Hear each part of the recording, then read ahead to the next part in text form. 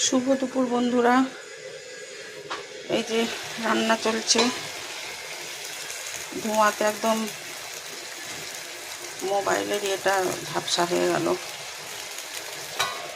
আজকে শনিবার, নিরামিষ, ওই জন্যে এটাই লাস্ট রান্না, শেষ করলাম আর কি। এই যে দেখো ভাত, নিরামিষের দিন একটু বেগুন ভাজা, এমনি অন্য সময়ও করি, আজকে একটু করলাম বেগুন ভাজা ডালের সঙ্গে খাওয়ার জন্য।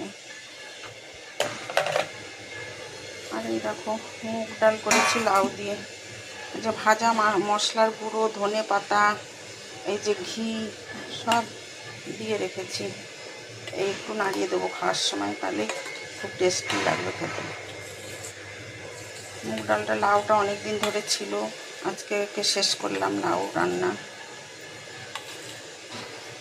মুগ ডাল দিয়ে, বিউলির ডাল দিয়ে, লাউ দিয়ে খুব ভালো লাগে খেতে। বিউলির ডালটা শেষ হয়ে গেছে, আমি আজকেও ছেলে কত কিছু নিয়ে এসে দিল, কিন্তু আমি ভুলেই যাই খালি আনানোর জন্য। এই ডালটা আজকে নিরামিষে, একটু চাটনি করবো ভেবেছিলাম, পরে ভাবলাম থাক, আজকে আর করবো না, কালকে করব। এই যে ফুলকপি আলুর তরকারি, যেহেতু লাউটা কিছুতেই শেষ হচ্ছে না, থেকে যাচ্ছে, এই জন্য এই দেখো চালাকি করে ফুলকপি আলুর মধ্যে লাউটা দিয়ে দিয়েছি। দেওয়াতে দেখো খুব ভালো, লাউ টাটকা একদম, যদিও আমার ফ্রিজে ছিল তবুও ভালো, একদম কচি লাউ।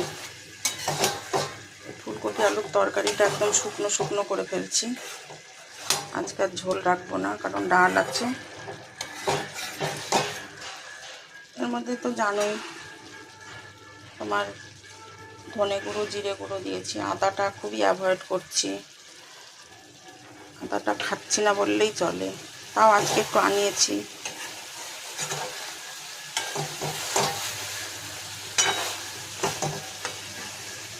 এই যে আলাদা করে সব ফুলকপি আলু সব আগে ভেজে নিয়েছি ভালো করে, তারপরে ঘি, গরম মশলা, রোস্টেড মশলা সব দিয়েছি।